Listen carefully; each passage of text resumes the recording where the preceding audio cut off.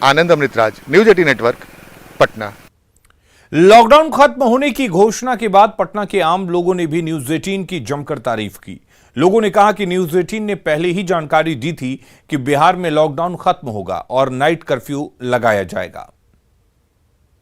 हमारी न्यूज 18 का जो हम लोग की जानकारी मिल गई थी इसके पहले, और काफ़ी सहयोग मिला उनको से, उनके द्वारा हम लोगों को काफ़ी परेशानी आ गई थी, लोग परेशान थे। लॉकडाउन ख़त्म हो गया तो बहुत खुशी की बात है।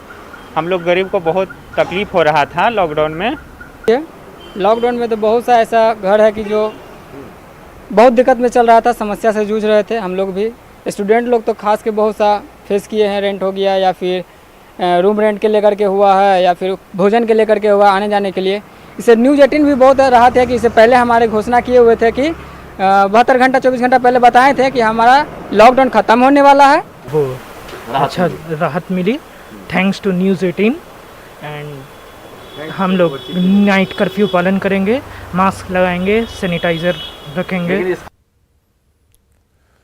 आपको बता दें कि न्यूज 18 ने 2 दिन पहले ही खबर दिखाई थी कि बिहार अनलॉक होगा। आज जैसे ही ये खबर आई, हमारे खबर पर मुहर लग गई। जरूर दी जा सकती है।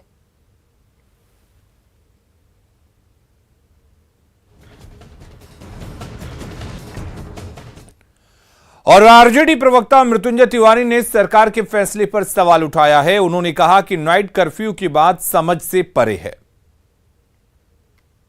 घटता जा रहा है, लेकिन अभी भी एहतियात के तौर पर सतर्कता और सावधानी जरूरी है।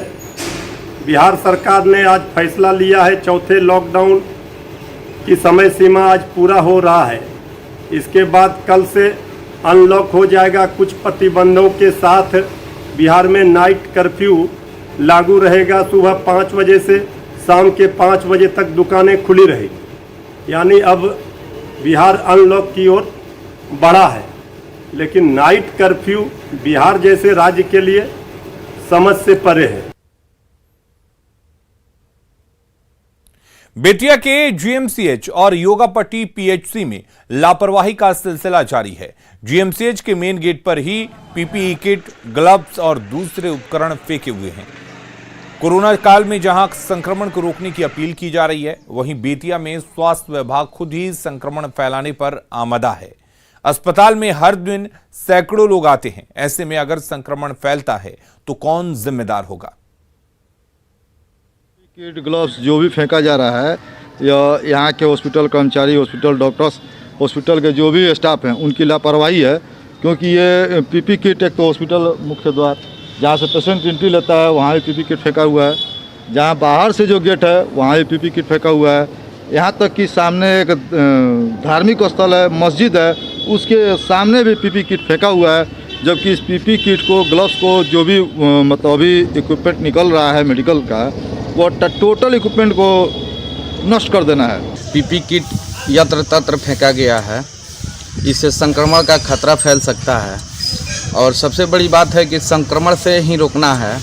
अगर गवर्नमेंट इस पे पहल करे, स्वास्थ्य विभाग, अगर स्वास्थ्य का श्रेय जाता है तो साफ सफाई पे ही जाता है।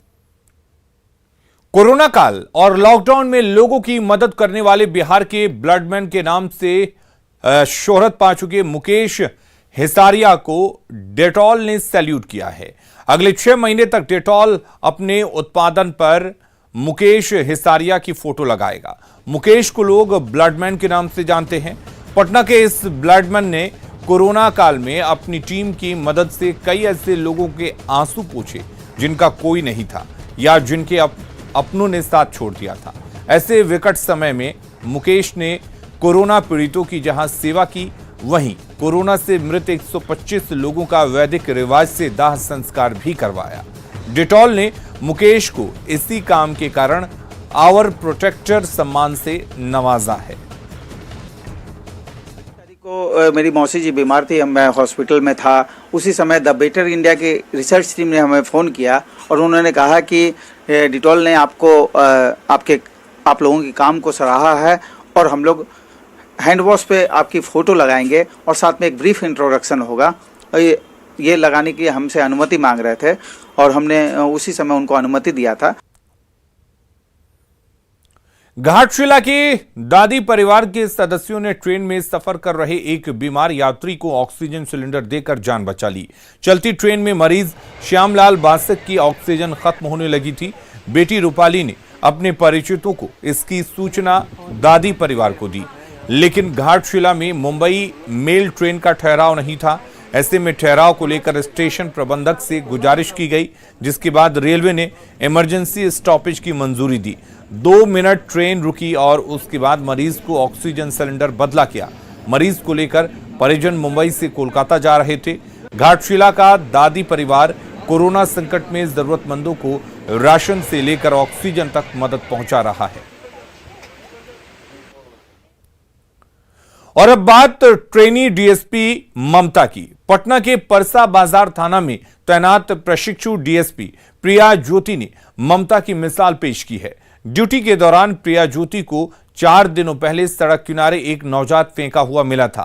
प्रिया ज्योति ने नवजात का इलाज कराया और उसके बाद बच्चों की देखभाल करने वाली संस्था को सौंप दिया। हाँ, मैं उसको गोद में लेके गई थी। मैंने उसको दूध भी पिलाया था, बाहर का दूध, और उसके बाद मैं उसका केयर भी करती थी टाइम टू टाइम जाके। और बहुत मैं उससे लगाव भी मेरा काफ़ी हो गया था, क्योंकि मैं भी 2 बच्चों की माँ हूँ और मदर के लिए जो फीलिंग है वो मेरे अंदर है। और पुलिस के लिए, कम्युनिटी के लिए एक सॉफ्ट हार्ट हमेशा होना चाहिए और मैंने वही बस दिखाया। नेटवर्क 18 फेडरल बैंक संजीवनी गाड़ी भारत के कोविड प्रभावित जिलों में जा रही है। वैक्सीन के लिए जागरूकता फैलाने की हमारी इस मुहिम को आप भी अपना सहयोग दीजिए। चलिए आपको दिखाते हैं संजीवनी गाड़ी अब तक कहां गई और आज कहां है।